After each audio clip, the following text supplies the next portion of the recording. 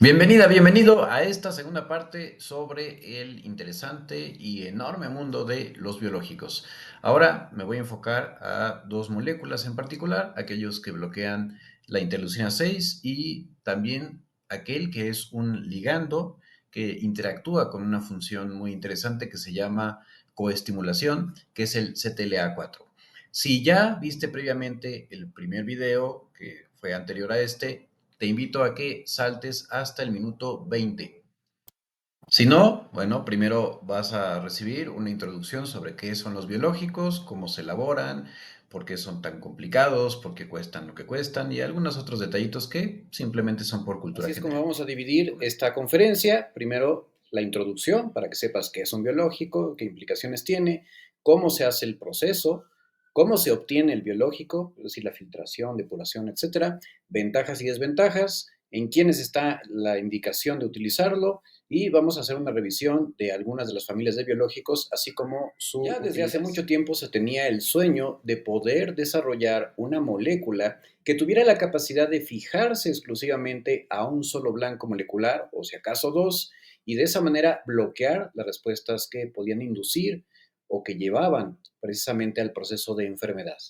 Y hoy tenemos, gracias al éxito que comenzó en los noventas, una gran cantidad de este tipo de recursos, dentro de los cuales indiscutiblemente hematología y reumatología se han visto beneficiados enormemente en mayor intensidad, pero que también ahora se emplean en áreas como oncología, donde por cierto están cambiando radicalmente el pronóstico y tratamiento de los cánceres, así como incluso neurología, donde cosas como la migraña ahora pueden tratarse de una manera profundamente efectiva.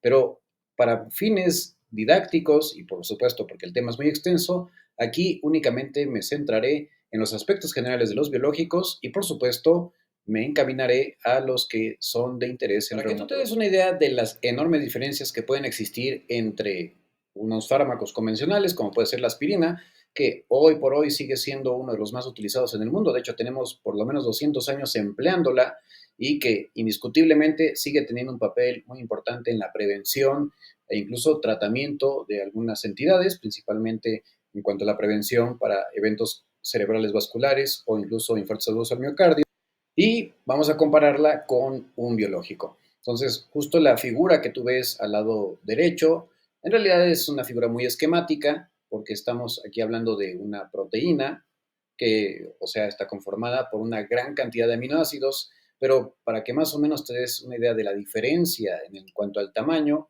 estamos ante una molécula que tiene 24.979 más átomos que la propia aspirina. A pesar de que la aspirina es mucho, mucho más grande, el biológico tiene una complejidad extraordinaria. De una manera sumamente esquemática y superficial, aquí te voy a explicar cuál es el proceso que se requiere para poder desarrollar un biológico.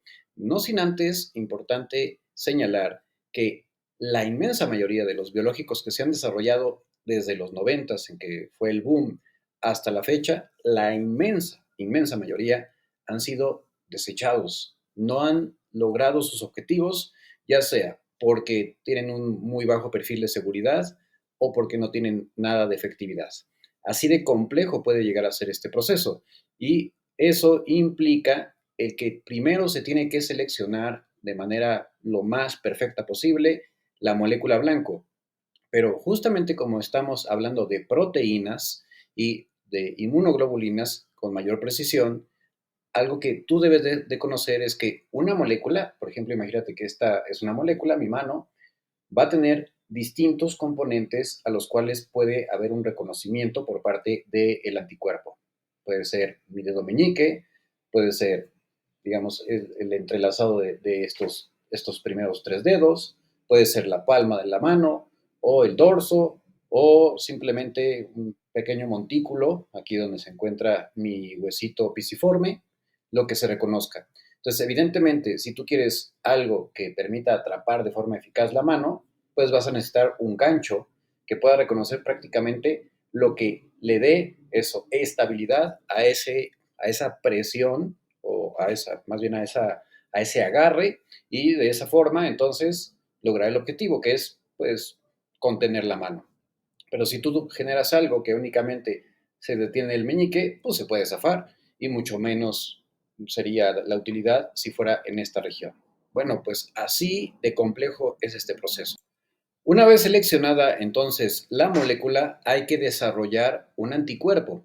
Entonces, esa molécula se hace un ultrafiltrado, se inocula en algún animal o incluso puede ser en el ser humano y después se extrae la respuesta contra dicha molécula, es decir, los anticuerpos. Y de ahí se tiene que obtener la codificación genética.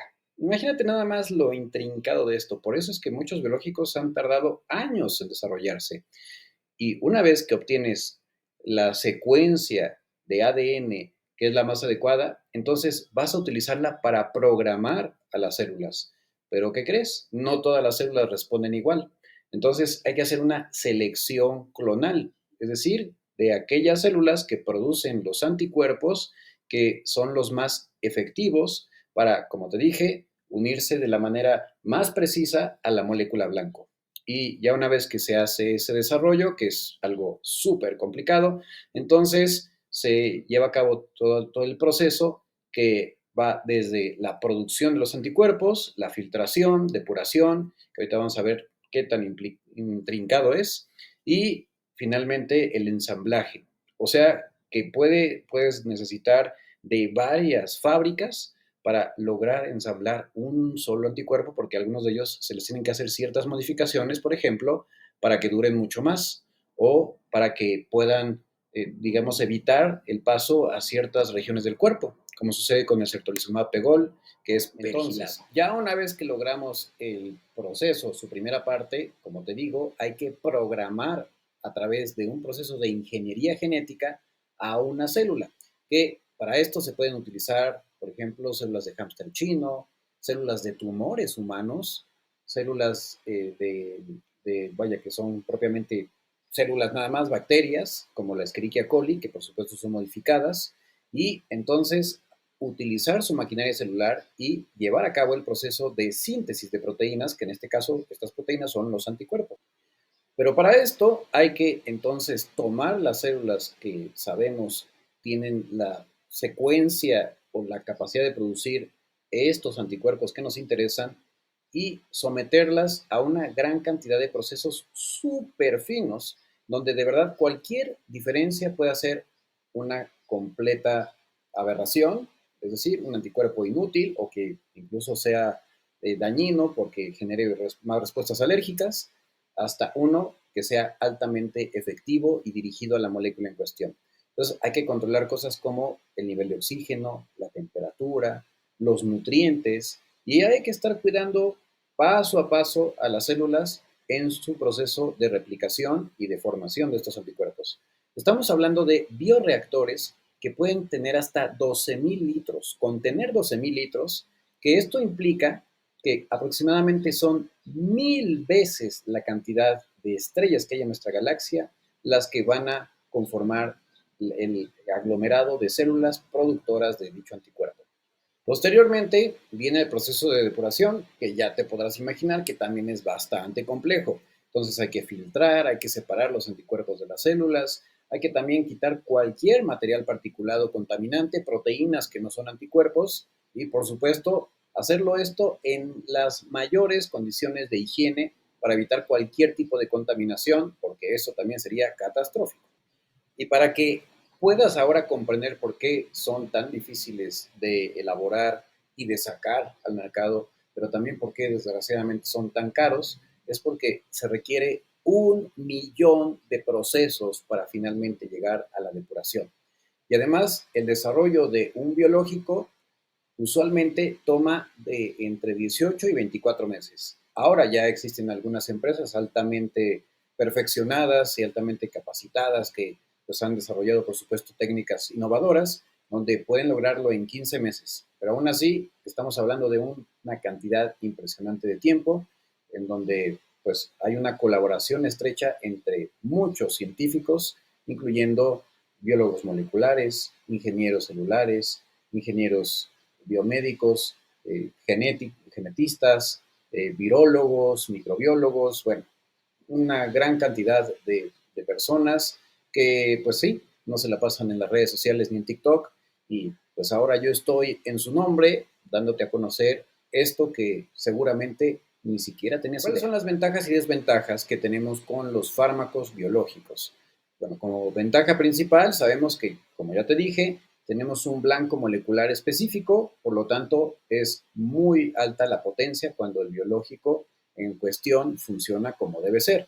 Es material orgánico y reciclable, es decir, que nuestras células van a degradarlo a sus componentes más finos, que son los aminoácidos, y de hecho algunos de esos se van a poder aprovechar.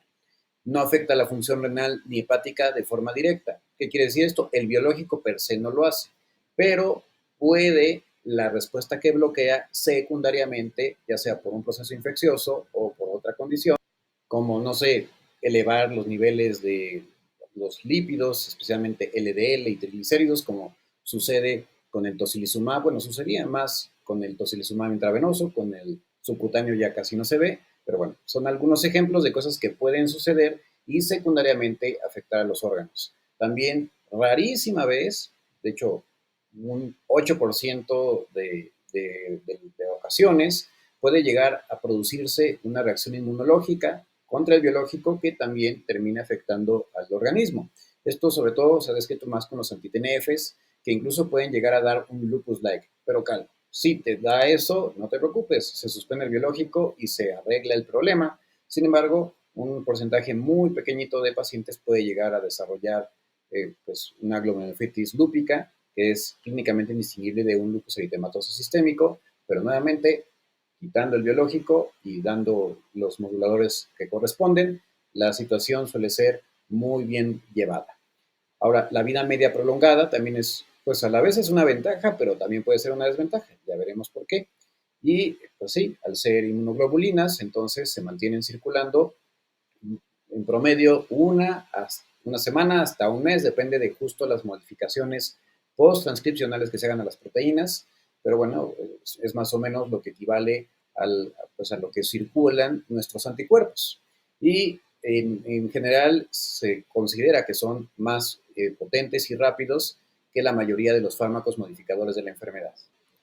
¿Cuáles son las desventajas? Bueno, por ser potentes y por justamente mediar o bloquear una respuesta inmunológica en cuestión, pueden potenciar la posibilidad de que haya infecciones. Entonces, todo esto, por supuesto, hay que discutirlo y claro que varía dependiendo del tipo de biológico que estemos considerando. Por ejemplo, los anti-TNF, pues principalmente pueden llegar a favorecer infecciones que se desarrollan dentro de las células, como las de micobacterias o la tuberculosis, para que se comprenda mejor, así como ciertas infecciones piógenas, o sea, las bacterias productoras de pus. El anti-L6, bueno, también puede tener este efecto negativo, principalmente bacterias. En cuanto a tuberculosis, sigue siendo ahí como polémico, pero pues directamente no, o sea, la interleucina 6 no tiene que ver directamente con el control de la tuberculosis. Y bueno, así hay ejemplos como los anti-L17 y la interleucina 17 sabemos que es muy importante para controlar infecciones por hongos. De ahí que los que reciben este tipo de biológicos pueden tener con mayor posibilidad infecciones, por ejemplo, por cándida. Otra desventaja es que requieren de una red de frío. Se necesitan mantener en temperatura estable, más o menos el de las verduras, el del cajón de las verduras de tu refrigerador, es decir, entre 2 y 8 grados centígrados, porque al ser proteínas se pueden echar a perder de una forma bastante rápida. O sea, una vez que ya alcanzaron la temperatura ambiente, se tienen que utilizar en un plazo de unas cuantas horas, porque de lo contrario, ahí se te va todo el dinero y ya no sirve de nada. Otra cosa también importante es que siguen siendo medicamentos que pues, son invasivos en cuanto a que requieren una administración parenteral, ya sea intravenosa, intramuscular o subcutánea. Y en el caso de, bueno, intramuscular de hecho no es lo convencional, eso más bien hay que aclararlo, pero pues vaya, puede llegar a suscitarse una inoculación accidental, entonces más bien eso es algo que hay que evitar y que no están diseñados para eso. Principalmente hay que hacerlo entonces por vía intravenosa o subcutánea. En el caso de infección, bueno, su efecto se va a mantener mientras esté circulando el biológico y eso, pues a diferencia de otros fármacos, pues va a quitarnos la posibilidad de combatirla de una manera más rápida. Y bueno, como ya viste, todo el proceso que implica, por supuesto que es costosísimo hacer un biológico, y eso, bueno, también explica por qué siguen siendo aún los biocomparables cuando está indicado un biológico. Bueno, en realidad aquí es un tema súper amplio y tendríamos que hablar patología por patología y eso por supuesto que es imposible, además de que obviamente no tolerarías una conferencia de 3 horas, ¿verdad? Entonces, me voy a centrar únicamente en los datos más sobresalientes, pero compartirte que indiscutiblemente la artritis reumatoide fue la primera en tener varias aprobaciones. Desde los 90 ya empezaron las aprobaciones para artritis reumatoide con diversos biológicos, empezando por los anti-TNF. Posteriormente se fueron añadiendo otras indicaciones, sobre todo anti-TNF para las artritis psoriásicas, las espondiloartritis, incluyendo la sea no radiográfica y la radiográfica, que es conocida también como espondilitis anquilosante, enfermedades inflamatorias intestinales, incluyendo Crohn y CUSI, y fueron surgiendo con el tiempo otros biológicos encaminados a otros blancos moleculares que han ido nutriendo y han ido mejorando la atención de pacientes y definitivamente logrando desenlaces que antes ni siquiera se pensaban. Entre ellos, sobre todo lo que vemos ahora en artritis psoriásica, que, bueno, anteriormente prácticamente no tenía como tal una terapia dirigida y hoy la terapia no solamente puede cambiar radicalmente el curso de la artritis, sino las enfermedades de la piel, donde el paciente puede volver a tener una piel completamente sana. De igual suerte, con las espondilitis anquilosantes, lo que no se veía antes, ahora tenemos biológicos anti-L17, sobre todo en este caso, y en el anterior anti-L23, que definitivamente están cambiando totalmente la realidad de pacientes que pueden acceder a dichos fármacos. De igual manera, el lupus ya cuenta incluso con 2 biológicos aprobados para un subgrupo específico de pacientes, como es el belimumab y el anifrolumab, y bueno, se tomó prestado el rituximab, que sigue ahí teniendo algunas polémicas, pero hablando de rituximab, indiscutiblemente tiene un papel muy importante en ciertas vasculitis, especialmente las asociadas a ANCA. Y bueno, en realidad hay muchas posibilidades. Pero a grandes rasgos, los biológicos están indicados cuando no se tiene la respuesta esperada en 3, máximo 6 meses a la terapia convencional o a lo que se está aplicando al paciente, o si la enfermedad es lo suficientemente grave como para justificar un biológico, por supuesto, descartando la posibilidad de riesgos o bien tomándolos en cuenta, donde el riesgo-beneficio supera, por supuesto, por mucho al beneficio. O vaya, para que esto no se entienda mal, que los beneficios son mucho más que los riesgos. Ahora sí vamos a ir a los datos de algunos de los biológicos más representativos, que de una vez te adelanto, no voy a hablar de todos los biológicos, pero si tú quieres que genere una conferencia específica para ti o que analice tu caso, bueno, pues puedes entrar a mi cuenta de TikTok, Rehumanizarte, que se llama igual que este canal de YouTube, y obtener una suscripción y con todo gusto, en ese contexto, puedo hacer de forma sucinta lo que tú necesites. ¿Por qué los biológicos tienen nombres tan raros? Bueno, eso tiene un sentido. De hecho, existe una nomenclatura para poderlos nombrar.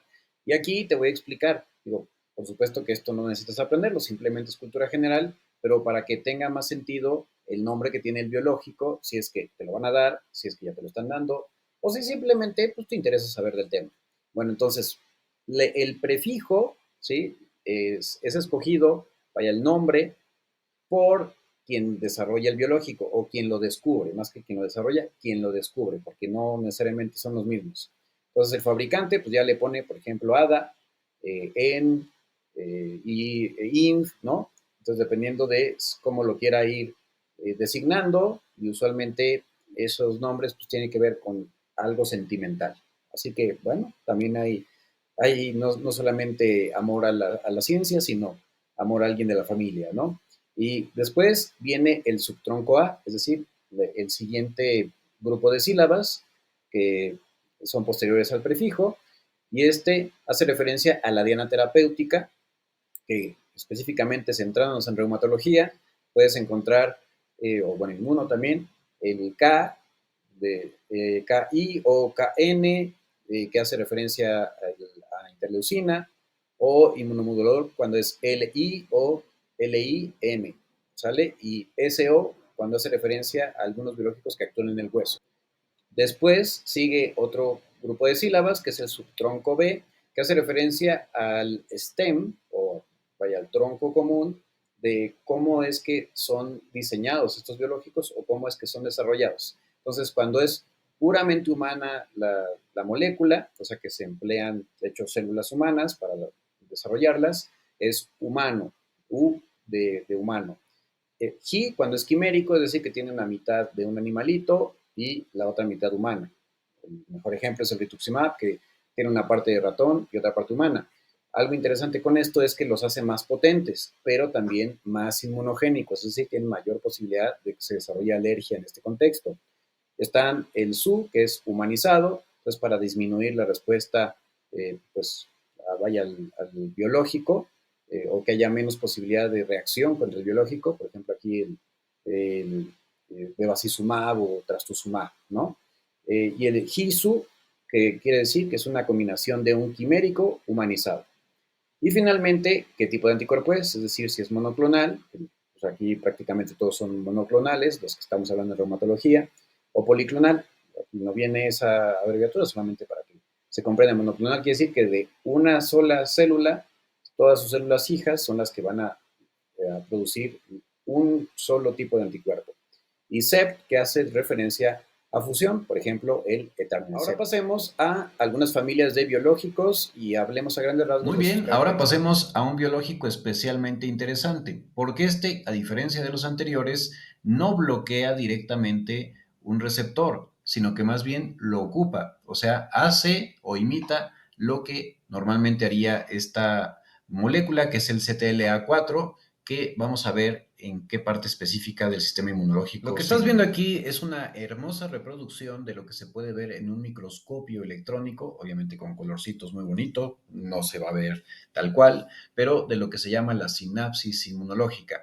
Y es un evento que sucede cuando una célula presentadora de antígeno se pone en contacto con una célula del sistema inmune adaptativo. Esta célula del sistema inmune adaptativo habitualmente es un linfocito T. La célula presentadora de antígeno puede ser una célula dendrítica, un macrófago, incluso hasta un linfocito B. ¿Pero qué quiere decir esto de que presenta un antígeno? Bueno, es una célula que tiene una información clave de algo que encontró por ahí, podríamos decir ya sea tiradito, ahí una basurita, o incluso en aquellos que tienen la capacidad de deglutir, bueno, no deglutir, sino fagocitar, que es el término correcto en biología molecular, de lo que hace una célula cuando se encuentra un microorganismo, bueno, se lo come y digamos que lo prepara, lo sazona y entonces lo presenta a una célula que va con eso a tener información clave muy específica para poder atacar con especial velocidad y poder a el antígeno en cuestión. O sea, esta es la coordinación, digamos, entre el general de un ejército y un comandante para poder aplicar una estrategia militar especialmente efectiva. Del lado de la célula presentadora de antígeno se tienen varios receptores. Uno de ellos, que justo es importante para la presentación de antígenos, es el MHC, que en el ser humano se conoce como HLA.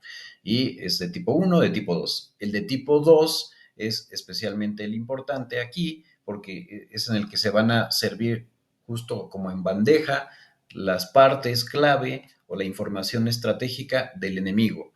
Pero resulta que pues eso a veces se sale de control y entonces en vez de presentar la información del enemigo, presentan la información del aliado. Y así como en el crimen organizado, que en lugar de ayudar para el bien de la comunidad, empiezan a perjudicar a las personas y a pedirles un dinero que no se merecen, pues algo así sucede en el sistema inmune corrompido en el contexto de una enfermedad autoinmune.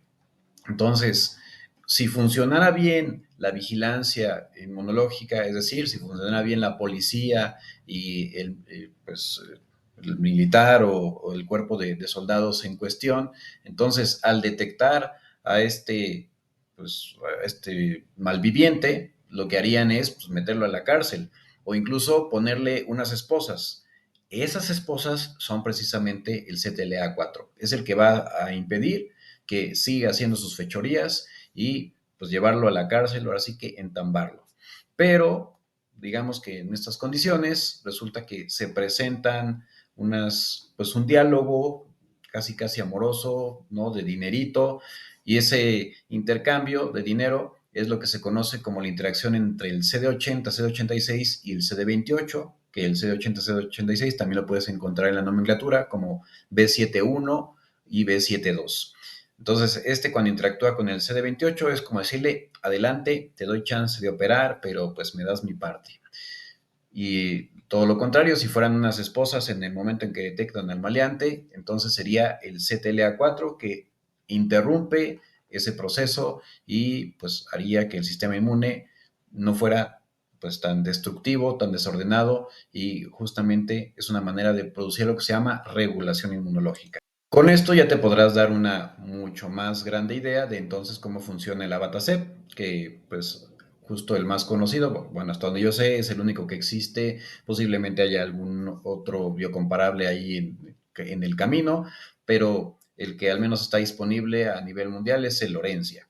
Y pues entonces justo lo que se hace es que va a fusionarse este inhibidor selectivo, que es el CTLA4, a una porción extracelular de un FC, de una inmunoglobulina, y entonces literalmente va a bloquear con eso toda esta interacción, y con ello va a terminar produciendo justo una disminución de la proliferación de los linfocitos T. Porque eso olvidé decirlo. Digamos que yo lo dije bonito, pero en el sistema inmunológico, cuando se ve que una célula puede ser agresiva, lo que se hace es no solamente mandarla a la cárcel, sino... Y eso se llama apoptosis. Bueno, entonces es una de las cosas que induce, además de que va a disminuir no solamente su proliferación, vaya, puede destruirla o puede inducir su apoptosis, o bien simplemente detenerla, frenarla, meterla, ahora sí que entambarla, y con ello impedir que siga produciendo aquí pues las sustancias que son el factor de necrosis tumoral, el interferón gamma o la interleucina 2, que contribuyen a la respuesta inflamatoria. Entonces, este fármaco biológico no hace un bloqueo, sino al contrario, permite que se una al sitio de interacción que va a frenar o va a regular la respuesta inmunológica.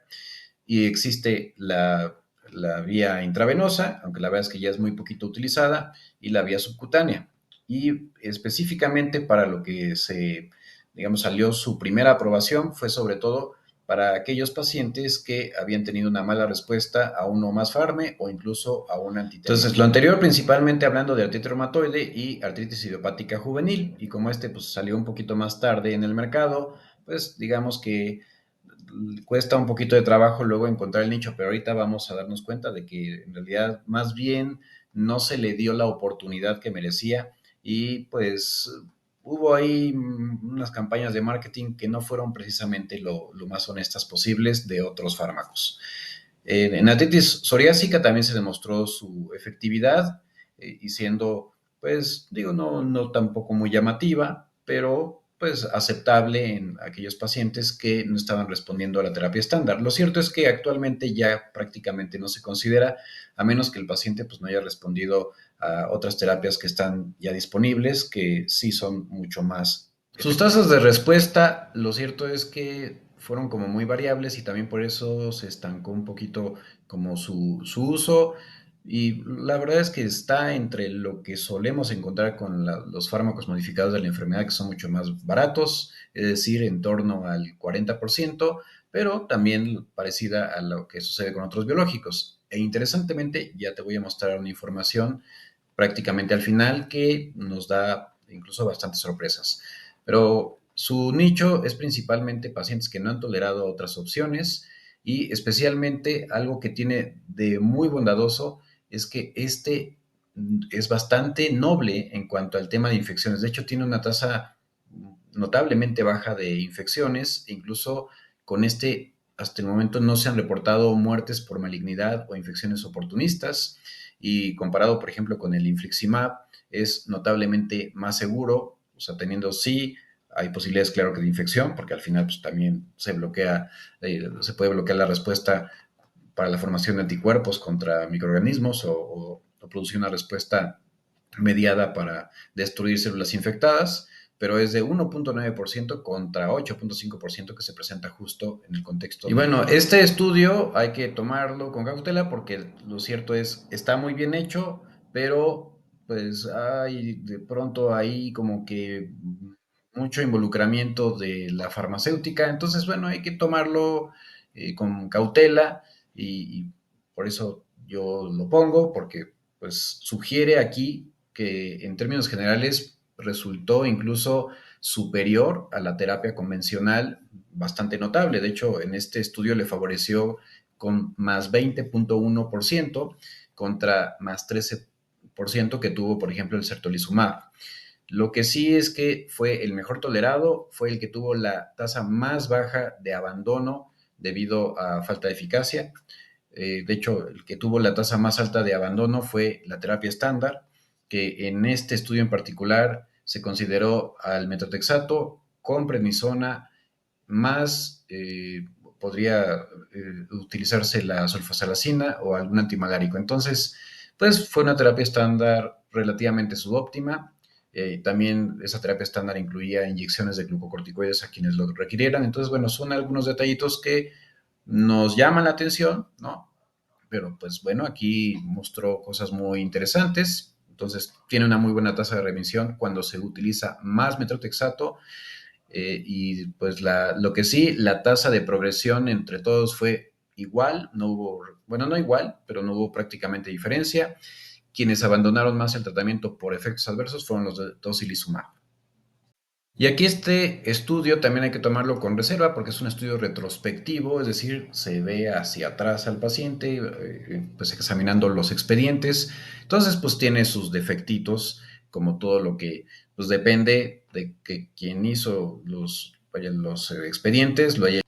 Por eso es que hay así como tantísimas líneas que pues, nos hablan de una gran individualidad o de una gran variabilidad en respuesta.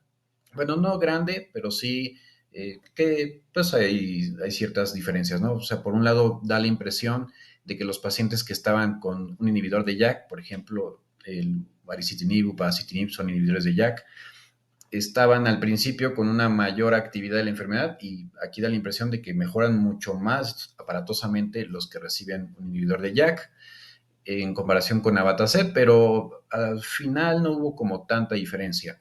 Y en cuanto a la posibilidad de desarrollar una enfermedad pulmonar intersticial, pues entre ellos la verdad es que está bastante bien. O sea, realmente 83.9% de los inhibidores de JAK contra 88.6% de los que recibieron Abatacept no tuvieron una progresión de enfermedad pulmonar intersticial, así que también es un fármaco biológico que se puede considerar pues, razonablemente en aquellas personas que tengan este tipo de complicación.